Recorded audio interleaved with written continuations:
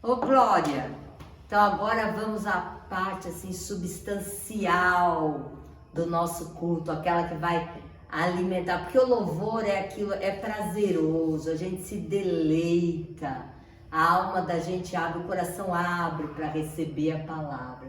E agora vem a palavra para nos alimentar e nos sustentar nesse tempo de crise, nesse tempo de dificuldades, nesse tempo que cada um tem uma preocupação. O mundo não está fácil, a vida não está fácil. E nós muitas vezes ficamos em dúvida. Qual caminho seguir? Qual decisão tomar? Como tomar as decisões corretas?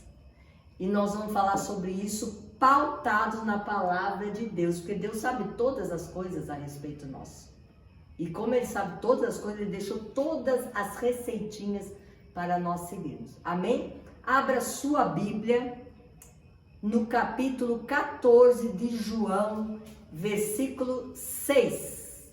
Melhor, vamos começar no versículo 5 para você entender por que Jesus disse isso. Disse-lhe Tomé: Senhor, não sabemos para onde vais. Como então podemos saber o caminho? Respondeu Jesus: Eu sou o caminho, a verdade e a vida. Ninguém vem ao Pai a não ser por mim. Se vocês realmente me conhecessem, conheceriam também o meu Pai. Já agora vocês o conhecem e o têm visto. Disse Filipe. Não, para você ver que os discípulos também demoravam um pouquinho para entender a mensagem. Senhor, mostra-nos o Pai. E isso vai nos bastar, isso nos basta. Jesus respondeu: Você não me conhece, Filipe, mesmo depois de eu estar com vocês durante tanto tempo. Quem me vê, vê o Pai. Como você pode dizer, mostra-nos o Pai? Você não crê que eu estou no Pai, que o Pai está em mim? As palavras que eu lhes digo não são apenas minhas. Ao contrário, o Pai que vive em mim. Em outra tradução você pode ter na sua Bíblia, que permanece em mim, está realizando a sua obra. Creiam em mim quando eu digo que eu estou no Pai e que o Pai está em mim. Ou pelo menos, creiam por causa das mesmas obras. Digo-lhes a verdade. Guarde essa palavra, a verdade. Aquele que crê em mim fará também as obras que eu tenho realizado. Fará coisas ainda maiores do que essas, porque eu estou indo para o Pai. E eu farei o que vocês pedirem em meu nome, para que o Pai seja glorificado no Filho. O que vocês pedirem em meu nome, eu farei. Essa passagem é linda, é maravilhosa. Eu amo os capítulos 14, 15 e 16 de Jesus. São as instruções que ele deu para os seus discípulos antes dele enfrentar a cruz que o aguardava, antes dele levar ao fim todo o plano de salvação de Deus para a humanidade. E quando ele começa a falar isso para os discípulos ficam confusos e os discípulos não entendem bem o que ele está falando. E aí ele começa a explicar que ele ia para o Pai, mas que o Espírito Santo, o Consolador, vinha para habitar em nós e nos ajudar e lembrar tudo que ele falou e testificar tudo que ele falou. E ele ali no capítulo 15, logo em seguida, ele conta a parábola da videira e ele diz: se você permanecer em mim, eu permanecerei em você. Então isso é muito tremendo, porque nós permanecemos em Cristo. Ele já permanecia, o Pai permanecia em Cristo. E nós em espírito somos uma coisa só. Isso é tremendo, isso é maravilhoso. Nós temos que abrir a nossa mente para entender as verdades de Deus. E eu quero falar sobre verdade, sobre caminho, sobre vida. Você sabe que essa talvez tenha sido a declaração mais bombástica que Jesus falou naquela época. Ele chocou os judeus, aquele povo tremendo. O povo foi criado por Deus, foi gerado no coração de Deus, o povo hebreu, judeu. Abraão foi um homem escolhido por Deus para gerar uma nação que se comunicava com Deus numa época que a terra toda era idólatra, não reconhecia o Deus único e verdadeiro.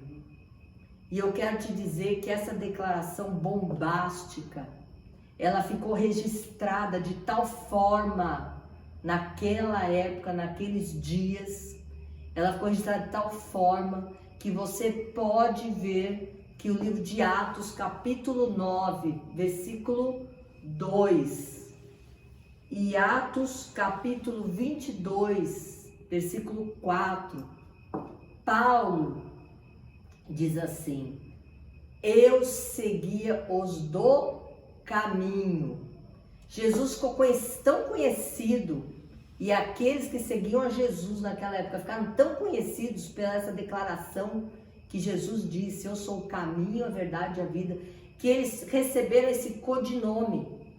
Então, quando alguém via um discípulo de Jesus na igreja primitiva, quando a igreja começou a se expandir pela terra, eles diziam: lá vão os do caminho. Saulo de Tarso, ele recebeu cartas para exterminar os do caminho, porque ele, na sua ignorância espiritual, achava que eles eram contra Deus, que eles blasfemavam o nome de Deus. E lá no capítulo 22 de Atos, você não precisa abrir, pode anotar ele depois, no versículo 4, Paulo, já o grande apóstolo Paulo, homem convertido, abençoado, cheio do Espírito Santo, ele diz: quando eu segui os do caminho. Mais uma curiosidade para você tomar conhecimento: a palavra cristãos, ela foi registrada na Bíblia pela primeira vez também no livro de Atos, no capítulo 11, no versículo 26. Lá na Bíblia está registrado que a primeira vez que os que seguiam o caminho foram chamados de cristãos. Foi na igreja de Antioquia, a igreja que Barnabé e Paulo alimentavam, serviam, instituíram ali para começar a viajar e a expandir o seu ministério. E ali foi o primeiro lugar que começaram a chamar os seguidores de Jesus de cristãos. E o que é um cristão, afinal? Um cristão é o seguidor de Cristo. É aquele que anda nos passos de Jesus. Nós temos que tomar consciência desses conceitos, porque muita gente diz: eu sou cristão. E você olha atitudes, testemunhos de vida que não condizem com a vida de Jesus. E por que às vezes não condizem? Porque muitas vezes nós não conseguimos ou nós não aprendemos que nós temos que trilhar o caminho. Qual caminho? O caminho que Jesus estabeleceu para ser trilhado. É tremendo quando ele diz: creia em mim. Eu faço as obras que o meu Pai determina que eu faça. Creia em mim. Eu falo aquilo que meu Pai quer que eu fale. E quando nós começamos a trilhar esse caminho com Jesus e a segui-lo de perto e dizer: não, eu sou cristã, eu quero andar com Jesus, eu quero andar nos passos de Jesus, eu tenho que crer que as obras que ele fazia, porque ele permanecia no Pai, o Pai permanecia nele, eu permanecendo em Jesus, eu também sou capaz de fazer, porque foi Jesus que disse, não foi um homem que disse. Foi o Espírito Santo de Deus que nos prometeu que nós faríamos as mesmas obras. Isso é muito tremendo, porque muitas vezes nós queremos as bênçãos que Jesus nos dá, as bênçãos que o Pai nos proporciona, mas às vezes nós não queremos trilhar o caminho. E eu quero dizer para você que não é à toa que ele usou essas 3 palavras. O caminho são os seus ensinamentos. Se nós aprendermos com Jesus tudo aquilo que ele não quer nos ensinar, tudo aquilo que ele ensinou aos seus discípulos enquanto estava na terra, tudo aquilo que ele inspirou, as cartas do Novo Testamento, os escritores que escreveram as cartas do Novo Testamento, se nós seguirmos estas receitas, nós vamos encontrar a verdade. Se nós, como eu achei interessante agora a abertura do culto, porque o meu marido abriu o culto dizendo que aquele que pratica os ensinamentos de Jesus é uma casa edificada sobre a rocha. E nós estamos falando sobre isso. Eu não tinha conversado com ele, ele não sabia qual era o tema da pregação de hoje. E eu quero dizer para você que se nós trilharmos o caminho, os ensinamentos de Jesus e colocá-los todos na prática, nós vamos chegar na verdade. E a verdade é uma coisa que nós temos que perguntar: o que é a verdade? Abra sua Bíblia aí um pouquinho antes, no capítulo 8 de João, versículos 31 e 32. Muitas vezes nós repetimos esses versículos também, mas nós não meditamos suficientemente, profundamente na verdade de Deus sobre o que nós estamos compartilhando hoje. Disse Jesus aos judeus que haviam acreditado nele: se vocês permanecerem firmes na minha palavra, verdadeiramente vocês serão os meus discípulos. Então, o contrário é verdadeiro. Se eu sou cristã, mas não permaneço na palavra de Deus, se eu não pratico a palavra de Deus no meu dia a dia, seja onde eu estiver, dentro da minha casa, no meu trabalho, na minha universidade, com os meus vizinhos, será que eu estou permanecendo em Cristo? Verdadeiramente serão os meus discípulos. E Jesus é muito enfático. E eu gosto das palavras de Jesus enfáticas, porque elas nos chamam a despertar. E conhecerão a verdade, e a verdade os libertará. E hoje, quando o Espírito Santo me deu esses 2 versículos, eu ri sozinha com o Espírito Santo, eu me alegrei com ele, porque eu falei a mesma coisa.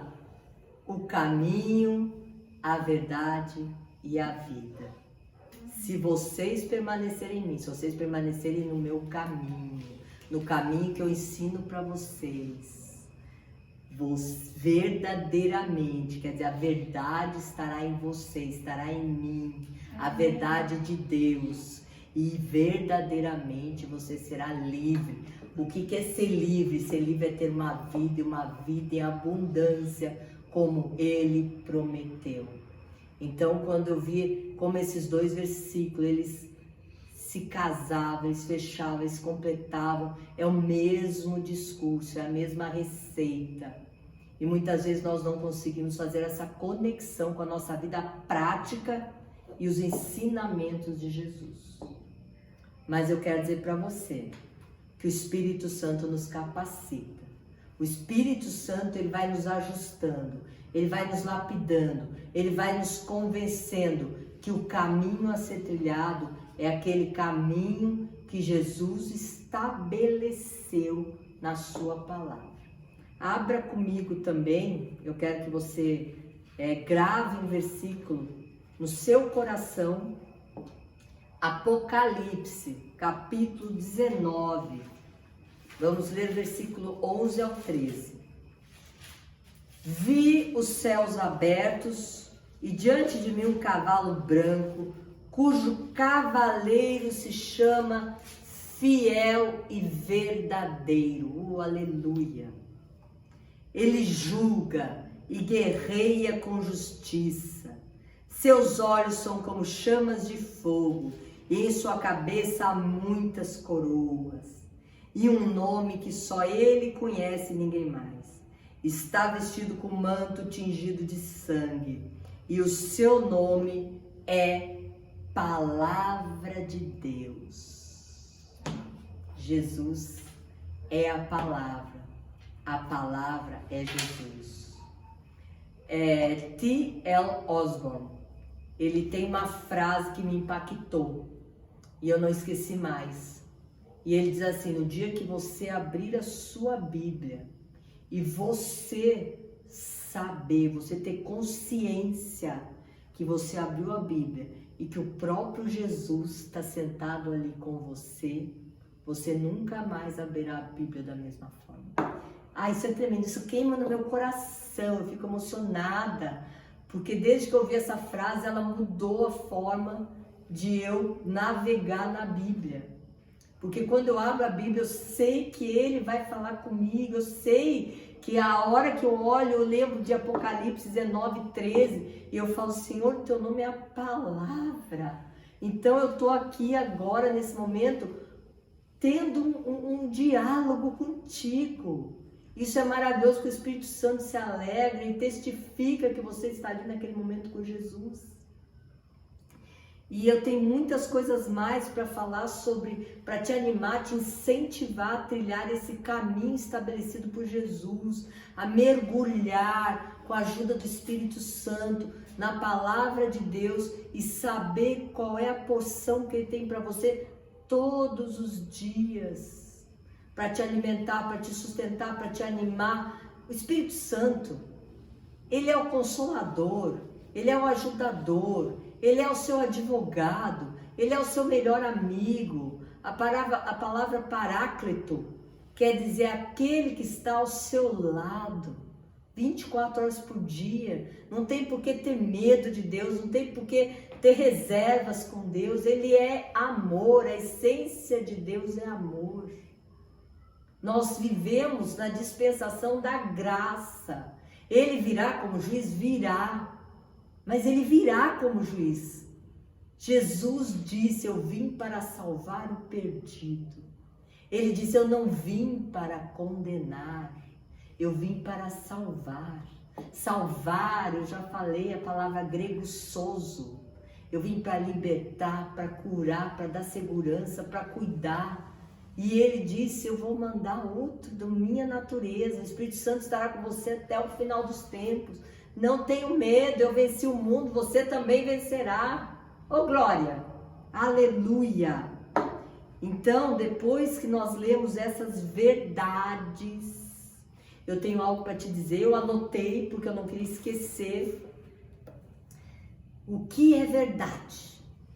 E eu vou dizer para você, mais fácil eu vou te explicar o que é verdade, dizendo o que não é a verdade.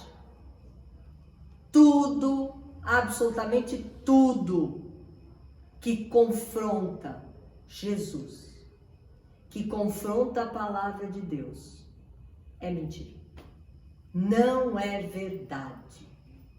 Você não pode pautar a sua vida em cima de coisas que você não encontra respaldo na palavra de Deus. E por isso é muito importante a gente ter intimidade com a palavra. Eu anotei tudo que confronta a palavra de Deus. E eu comecei com a palavra sentimentos. Muitas vezes nós dizemos assim: eu não estou sentindo isso. Mas eu não sinto de fazer tal coisa. Mas eu senti de ir lá em tal lugar. Mas eu sinto que eu deveria ter feito. Não, sentimento, ele está na nossa alma. ele faz parte da alma do homem. O sentimento que nós temos na nossa alma são os medos, são os pavores. Outros sentimentos são ciúmes, é dissensão, é inveja.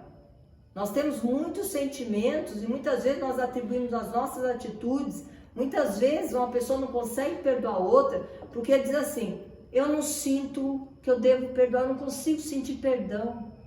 Mas nós não podemos nos pautar por sentimentos. Nós temos que nos pautar pela palavra. Jesus diz: perdoa 70 vezes 7 por dia. Quem sou eu para discutir com a palavra, com o próprio Jesus? Como que eu vou desobedecer porque eu não estou sentindo? Os teus sentimentos, você tem que coadunar ao que está escrito na palavra. Cultura, criação, a nossa cultura herdada dos nossos antepassados.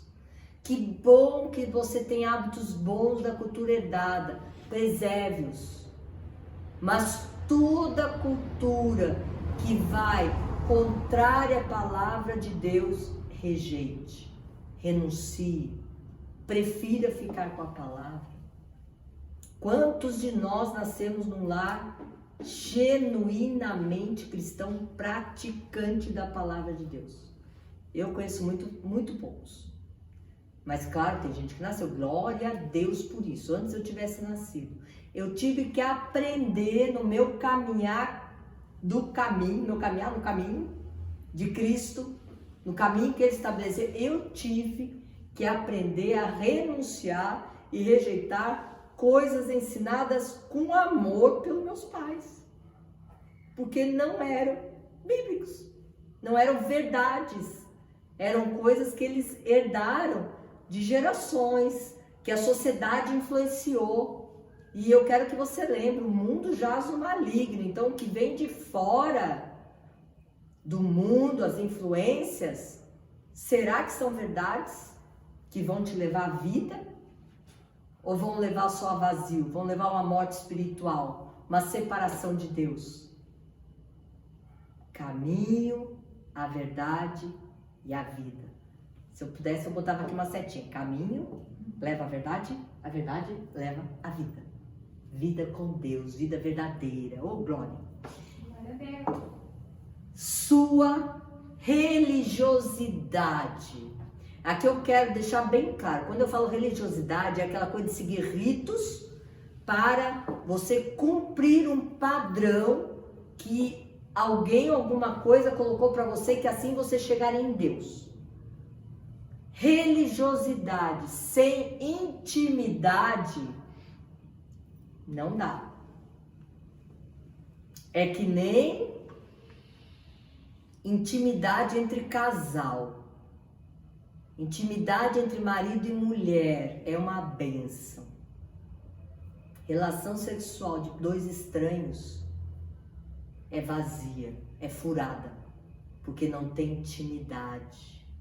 Se você assistir o seu culto semanal, participar da sua célula, porque você quer estar com o seu noivo, ouvir a palavra, crescer na fé, conhecer mais o Jesus maravilhoso que nós cantamos essa noite. Uau, isso é intimidade, não é religiosidade. Se você sentar com ele vendo Jesus nas páginas da Bíblia, isso é intimidade. Não é para cumprir, porque você tem que ler um plano anual da Bíblia em um ano. É uma bênção você ler, mas você tem que saber que você está lendo é para ter intimidade com o seu noivo. Oh, glória a Deus! O que mais não é verdade? Sua justiça própria. Não, eu vou agir assim porque isso é justo, isso é correto. Não, eu vou fazer isso porque é certo. Eu fui prejudicado aqui, então eu também vou lá, vou exercitar, vou fazer do mesmo jeito, para abrir mão da sua justiça própria, porque ela não está na palavra de Deus. Jesus não ensinou justiça própria sendo praticada pelos seus discípulos. eu não lembro qual a carta, mas Deus diz: eu prefiro a misericórdia do que a justiça. A misericórdia prevalece sobre a justiça. E quantas vezes nós nos sentimos injustiçados e agimos de uma forma que desagrada a Deus, porque nós estamos exercendo uma justiça que não pertence mais a nós. Você entregou a sua vida para Jesus, Ele vai tomar conta de tudo. Ele vai agir no seu nome, nessas causas de injustiça. Clame a Ele. Você não precisa mais praticar justiça própria, porque Ele não quer. Muitas vezes, a prática de boas obras, não, eu sou obrigada a dar um dinheiro para o orfanato, para o faminto, para o desvalido. Não, você não é obrigado. Você dá porque você vai dar fruto bom quando você andar com Jesus. Você vai ter prazer em fazer isso. Não é para você ganhar a confiança ou o amor de Jesus pelo seu mérito. Você sabe que você não vai conquistar o coração de Jesus, porque você já conquistou. Você já conquistou e Ele já mandou o seu filho há 2000 e poucos anos atrás para morrer na cruz do Calvário. Por amor a você, já está feito, já foi feito. Deus já provou o seu amor por mim e por você. Quando Jesus sofreu tudo aquilo que Ele sofreu, quando Ele foi para aquela morte injusta, sem pecado, quando Ele foi crucificado naquela cruz, Deus disse ao mundo: eu amo vocês. Creiam no que Jesus disse. Trilhem o caminho estabelecido por Ele. Vocês conhecerão a verdade e vocês serão verdadeiramente livres. Terão uma vida e uma vida em abundância ainda nessa terra. Olha como isso é lindo quando a gente para mastigar a palavra de Deus e mergulhar nos ensinamentos de Jesus. Sentimentos, eu quero falar um pouquinho mais, as emoções. Emoções estão na alma. O que de real, de valor, a sua alma pode acrescentar à sua vida espiritual? Eu amo os salmos, tem vários salmos de Davi a partir do 101, 102, 103, 105, são vários, que Davi conversa com a sua alma. Eu quero te dizer que quando Davi conversava com a sua alma, não é porque as coisas estavam um mar de rosas na vida dele, mas ele falava para a sua alma: minha alma, bendize ao Senhor. Para a alma de se lamuriar, para de se queixar, para de olhar as coisas ruins, as circunstâncias. Bendize ao Senhor, minha alma, e não se esqueça de nenhum dos seus benefícios. Ele se animava pelo seu espírito. Então ele trazia as promessas de Deus sobre a vida dele. E ele falava: por que eu estou batido? Por que eu estou chateado? Por que eu acho que eu estou derrotado? Por que eu acho que Deus não vai cuidar de mim? Não! Deus é maravilhoso, Ele é bom e misericordioso, o seu amor dura para sempre. É isso que a palavra de Deus diz, para mim e para você. Ela não é uma palavra jogada ao vento para o vizinho, para o outro irmão. Não, ela é para você, ela é para mim. Nós temos que limpar a nossa mente, colocar a verdade arraigada, capacete da salvação. Eu sou liberta, eu sou curada, eu estou em segurança, eu sou preservada e ainda tenho a vida eterna. Oh, glória! É muita promessa boa para a gente deixar que a nossa alma influencie a nossa maneira de viver. Nós temos que pautar nós temos que andar e deitar e comer e trabalhar sobre o que a Bíblia diz, não sobre o que é nosso raciocínio, não sobre o que os nossos sentimentos, não sobre o que nossas emoções, não sobre o que os nossos desejos carnais falam para nós. Essa semana eu falei, acho que 2 ou 3 vezes para pessoas diferentes. 3 pensamentos sempre vão chegar na nossa mente. Não vai mudar. Pode ser pastor, pode ser ímpio, pode ser uma pessoa espiritual ou não espiritual. Sempre vai ter uma influência do inimigo, jogando setas inflamadas que só levam a pessoa à destruição, só levam a pessoa à tristeza, só levam a pessoa a pensamentos de derrota. Sempre ele não vai cansar de jogar setas inflamadas nas nossas mentes. Ninguém está ileso a isso. Por isso que a palavra de Deus diz: use o escudo da fé para apagar os dardos flamejantes do inimigo sobre a sua vida. Porque sem fé, você não vai tirar os pensamentos nocivos que ele vai jogar na sua mente. E o segundo pensamento, eu quero dizer que dominam você, é o pensamento da sua alma. É a sua carne, são os seus desejos. São as coisas que você escuta, não confronta com a palavra e a sua alma decide por você. Ah, mas não é minha alma que tem que decidir? Não, não é. É a palavra de Deus. É o caminho trilhado por Jesus. São os ensinamentos dele que tem que decidir no seu lugar. Dúvida, pintou. Ah, eu senti que isso era de Deus. Corre. Procura no Google o que você está sentindo e vai ver o que os versículos, o que os ensinamentos dos apóstolos, o que os ensinamentos do próprio Jesus dizem a respeito. Será que o Senhor iria te dar uma direção que ia te causar dor, sofrimento, derrota, fracasso, tristeza, depressão? Claro que não! Nós conhecemos Deus, sabemos da sua bondade e do seu amor.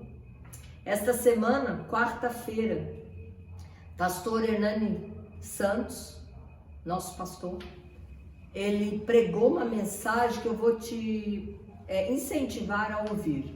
Está no YouTube, Graça Church ao vivo. Quarta-feira dessa semana que passou, não lembro a data. Mas procure lá. E ele fala com muita propriedade, com muita sabedoria sobre o espírito do engano. O espírito do engano, ele é copiador, com tudo que o diabo faz, do Espírito Santo de Deus. E ele tem enganado multidões por aí. Faz sinais, faz coisa e influencia. E ele falou assim: se você não estiver firme em Jesus, você vai ser enganado. Porque o espírito do engano, ele dá sonhos. É a mente, é a alma, a nossa alma é visitada. O diabo pode te dar sonhos e te levar a confusões. Ele dá profecias. Ah, mas aquela pessoa só é usada por Deus. Não, mas ela recebe seta inflamada do inimigo também, porque todos recebem. E se uma profecia, você baseia a tua vida numa profecia, não lê a palavra, não pede a confirmação do Espírito Santo, aquela confirmação, aquela voz interior. E eu quero te dizer que essa voz interior é a primeira que deve ser ouvida. Nós que recebemos Jesus, que cremos no nome dele, que nós que acreditamos nele como Deus vivo e verdadeiro, ressurreto, nós temos o Espírito Santo habitando em nós. E essa voz que vem do seu interior, que muitas vezes diz: não faça, faça, não, tenha paz. A paz é o melhor árbitro. Essa voz é a primeira a ser ouvida. Quando vier uma profecia, ela vai confirmar aquilo que você já tinha ouvido ele falar para você.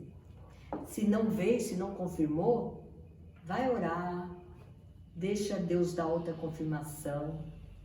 Porque o espírito do engano, ele está aí no mundo. Ele é o espírito do anticristo. E a palavra de Deus diz que o espírito do anticristo já está no mundo desde a época que Jesus foi crucificado e foi ressurreto. Então não pense que o diabo não está agindo, que o inimigo das nossas almas não está agindo. Ele está agindo em todas as esferas que ele pode. Mas nós temos a verdade de Deus nas nossas mãos. Você sabe, eu estava falando que essa declaração de Jesus foi bombástica naquela época, tanto que eles ficaram conhecidos por essa declaração de Jesus. E eu quero dizer que essa declaração é bombástica até hoje. Quando você chega num meio que não é cristão e você diz, Jesus é o caminho, Ele é a verdade, Ele é a vida, você sabe o que você encontra. A rejeição, a renúncia. Todo mundo se retrai quando você chega num lugar e fala isso. E eu quero te mostrar na palavra de Deus que o próprio Paulo, ele encontrou uma resistência para os ensinamentos puros de Jesus Cristo, que você pode ler com calma, com vagar, a sua Bíblia, as cartas que ele escreveu para os romanos, a igreja estabelecida em Roma, que era constituída praticamente de judeus convertidos, não tinha muitos gentios ainda, eram os mais judeus convertidos, e a carta de Gálatas. Eu vou dar um exemplo para você, porque eu quero te mostrar até que ponto a sociedade, a nossa cultura, os ensinamentos que nós trazemos embutidos na nossa alma, nos atrapalham de enxergar a verdade de Deus. Abra a sua Bíblia no capítulo 3 de Romanos. Eu vou ler rapidamente alguns versículos, só para você entender a ideia que eu quero te trazer. 3:1. Que vantagem há então em ser judeu? Ou que utilidade há na circuncisão? Aí Paulo responde, muita, em todos os sentidos. Principalmente porque aos judeus foram confiadas as palavras de Deus. O que Paulo quis dizer? Para o judeu, ele mora no coração de Deus. É o povo que Jesus disse, primeiro eu vou voltar ali, ó. Lá, né? Eu amo eles, eu jamais vou abandoná-los. Não importa o que eles fizerem, eu jamais vou abandoná-los. Foi o povo, como eu falei no início, que o próprio Deus escolheu um homem e formou uma nação inteira a partir daquele homem. É a nação do coração de Deus. Paulo diz isso. Não, vocês que carregam o sinal de circuncisão, claro que são valiosos, pois foi através de vocês que Deus escreveu toda a palavra dele. Que bênção, até o Novo Testamento, até Jesus vir. Foram vocês que testificaram que Jesus viria. Vocês que falaram sobre o Messias. Mas aí pula para o versículo 9. Que concluiremos então? Depois que ele faz um arrazoado. Do capítulo 1, capítulo 2, capítulo 3 até o 9. Que concluiremos então? Estamos em posição de vantagem? Porque Paulo era judeuzão, né? Não. Ele põe um não em ponto de exclamação. Acho maravilhoso isso. Já demonstramos que tanto judeus quanto gentios estão debaixo do pecado, como está escrito. Pula para o 19, depois você pode meditar nessa carta com calma, durante a semana. Sabemos que tudo que a lei diz, o diz àqueles que estão debaixo dela, para que toda a boca se cale e todo mundo esteja sob o juízo de Deus. Portanto, ninguém será declarado justo diante dele, baseando-se na obediência à lei, pois é mediante a lei que nos tornamos plenamente conscientes do pecado. Mas agora se manifestou uma justiça, uma absolvição que provém de Deus, independente da lei, da qual testemunham a lei e os profetas. Justiça de Deus mediante a fé em Jesus Cristo. Glória a Deus que nós nascemos nessa época. Para todos que creem, não há distinção, pois todos os pecados estão destituídos da glória de Deus, sendo justificados, absolvidos gratuitamente por sua graça, por meio da redenção que há em Cristo Jesus. Aleluia! 27. Onde está então o motivo da vanglória? É excluído.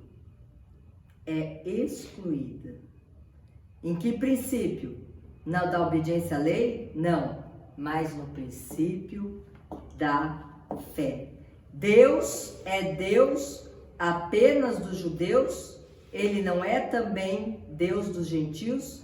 Sim, dos gentios também, visto que existe um só Deus que pela fé justificará quem foi circunciso e quem não foi e quem é incircunciso. Isso é um exemplo que eu estou trazendo para você. Vamos lá para Gálatas, você vai entender onde eu quero chegar. Gálatas, tenha paciência, capítulo 5.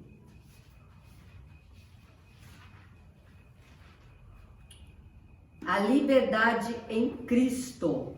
Foi para a liberdade que Cristo nos libertou. Conhecereis a verdade e verdadeiramente serão libertos. Uau! Como é linda a palavra de Deus. Portanto, permaneçam firmes e não se deixem submeter novamente a um jugo de escravidão. Ouçam bem o que eu, Paulo, lhes digo. Caso se deixem circuncidar, Cristo de nada lhe servirá. De novo, declaro a todo homem que se deixa circuncidar que está obrigado a cumprir toda a lei. Vocês que procuram ser justificados pela lei, separam-se de Cristo, caíram da graça. Eu vou chegar lá, você vai entender o que eu quero mostrar para você hoje na nossa vida de brasileiro. Como eu vou contextualizar isso? No versículo 10 do capítulo 4, Paulo também diz, para de guardar os dias, meses, festas, isso tudo era da lei, né? Nós sabemos que tem até hoje pessoas que guardam o sábado, mas Paulo, ele ficava assim, afogado. Ele falava assim, meu Deus, como que o judeu que é convertido, que anda no caminho que Cristo estabeleceu, continua querendo impor o judaísmo para aquele que está se convertendo em Cristo, seja judeu, não seja judeu, seja gentil. Não pode, ele escreve a carta inteira de Gálatas, você pode ler depois com calma. E ele fala aqui no versículo 28 do 3 também, não há judeu, nem grego, nem escravo, nem livre, nem homem, nem mulher, pois todos são um em Cristo Jesus. E onde eu quero chegar trazendo esse exemplo para você? Imagine você que aqueles judeus que enfrentaram os seus compadres, que todos seguiam a religião judaica, a luta que eles tiveram que abrir a sua mente para entender o que o apóstolo Paulo dizia. E não é fácil, porque o próprio livro de Gálatas, ali no capítulo 3, se eu não me engano, ele diz que Paulo chegou uma hora e repreendeu Pedro, 2 apóstolos, um responsável pela igreja, liderando a igreja de Antioquia, outro liderando a igreja de Roma, e Paulo teve que chegar para Pedro e puxar a orelha dele e falar, como que você, que conhece a verdade, está voltando, fazendo as pessoas voltar por um caminho que Jesus não estabeleceu. Agora imagina se o povo que enfrentou tudo aquilo para instituir a nossa igreja, a igreja de Cristo nessa terra, teve problema para tirar as tradições, as culturas, aquilo que a sociedade influenciava, aquilo que eles carregaram décadas, séculos, gerações. Imagina eu e você, brasileiros, quanta coisa nós não temos que ir lá confrontar com a palavra para saber qual é a verdade de Deus. Não é fácil. Eu tive que chegar à conclusão que meu pai e minha mãe não eram certos em tudo, porque eles eram do mundo. E eles amavam, minha mãe amava muito a Deus, amava de uma forma errada, mas ela achava que amava. Ela ensinou por amor, né? Nenhum pai e mãe ensina alguma coisa para o seu filho que não seja por amor, achando que está certo. Mas quando nós decidimos por Cristo, entregamos nossa vida para Ele, nós dizemos, Senhor, eu vou andar como um cristão daqui para frente. E nós vamos trilhar esse caminho. E nós queremos, Senhor, aprender contigo. E Ele veio para nos ensinar, mais do que para curar, para libertar e tudo mais. E nós temos que sentar, meditar, ler confrontar os nossos pensamentos, os nossos sentimentos, as nossas ações, os nossos hábitos e ver aonde nós temos que nos adequar ao andar com Cristo. Esse é o caminho, não tem outro. Jesus é o caminho. A verdade vai chegar em você. Você vai ser totalmente liberto, renovado, nova criatura. E você vai ser livre. Você vai ter vida e vida em abundância. Já estamos indo para o final. Deixa eu ver o que mais que eu anotei, que eu falei, hoje eu vou anotar porque eu quero passar isso. Esta coragem que nós temos que ter. Você precisa de coragem, você precisa clamar espírito de ousadia, de amor e de mente sã, porque você vai começar a andar de acordo com a lei de Cristo. Você vai começar a andar de acordo com a palavra, com os seus ensinamentos, e você vai precisar de amor para suportar os confrontos que você vai passar, às vezes, com pessoas da sua própria casa, que não creem da mesma forma que você, porque ainda não aceitaram Jesus e não tem o Espírito Santo.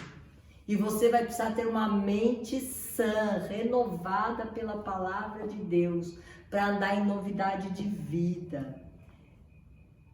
Então, tudo isso, toda essa religiosidade que o judeu teve que largar, o judeu convertido, eu estou falando do judeu convertido, aquela coisa de circuncisão, de não comer de tudo, de ter os seus momentos, horários certos de oração, de chamar Deus de, Deus de Abraão, Isaac, Jacó, pode chamar? Claro que pode. Mas Jesus falou assim, chama de pai, chama de paizinho. Fecha a porta, não precisa ir lá no templo. E no templo é bom para cultuar a Deus, para receber a palavra. Mas você não precisa ir para um templo para orar. Fecha a porta do teu quarto e ora ali, você e Deus, você é o Espírito Santo de Deus. Olha como Jesus ensinou, né? E nós temos que renovar nossa mente pelos ensinamentos. Nós temos que trilhar este caminho.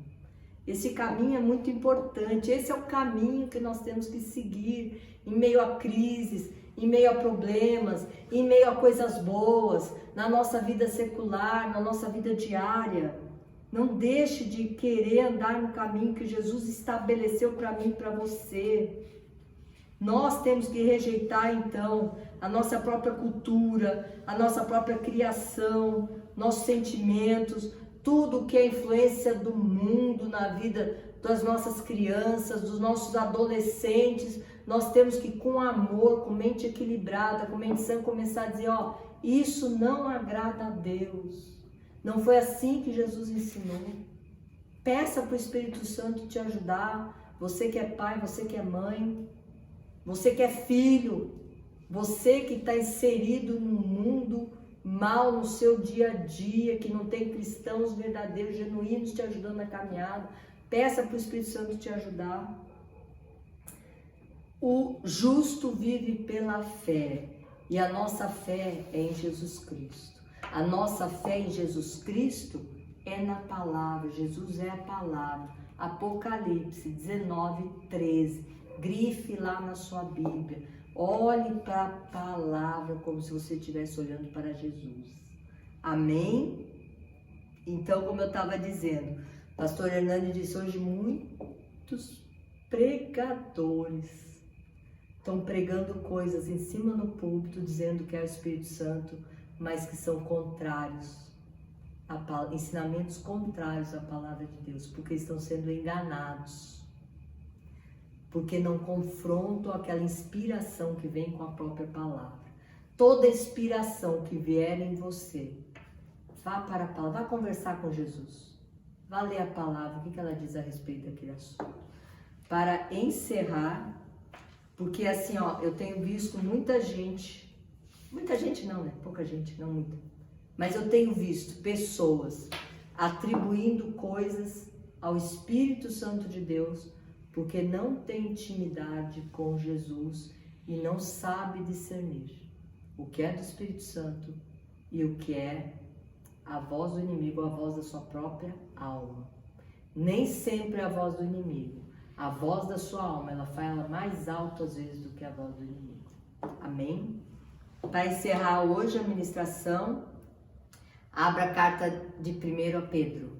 Eu acho lindo, porque Pedro foi lá confrontado por Paulo, levou um carão na frente de todo mundo, deve ter sido terrível. Eu não imagino, eu não queria estar no lugar dele. Mas, na primeira carta que ele escreve, no capítulo 1, versículo 3, eu vou ler com você. Olha a maturidade desse homem, né? Que bênção. Portanto, estejam com a mente preparada, prontos para agir, estejam alertas e coloquem toda a esperança na graça que lhes será dada quando Jesus Cristo for revelado. Como filhos obedientes, não se deixem amoldar pelos maus desejos que antes vocês tinham, de outrora, quando viviam em ignorância. Mas assim como é santo aquele que os chamou, separado, diferente, vida nova, sejam santos vocês também em tudo o que fizerem, tudo, pois está escrito, sejam santos, porque eu sou santo. Uma vez que vocês chamam Pai, aquele que julga imparcialmente as obras de cada um, portem-se com temor durante a jornada terrena de vocês. Ele está dizendo aqui, ó, essa jornada, esse caminho que nós temos nessa terra, vamos pautar com os ensinamentos de Jesus, vamos andar nos passos de Jesus. Pois vocês sabem que não foi por meio de coisas perecíveis, como prata ou ouro, que vocês foram redimidos da sua maneira vazia de viver, transmitida por seus antepassados, mas pelo precioso sangue de Jesus, como de um cordeiro sem mancha e sem defeito, conhecido antes da criação do mundo, revelado nesses últimos tempos em favor de vocês. Em favor de vocês.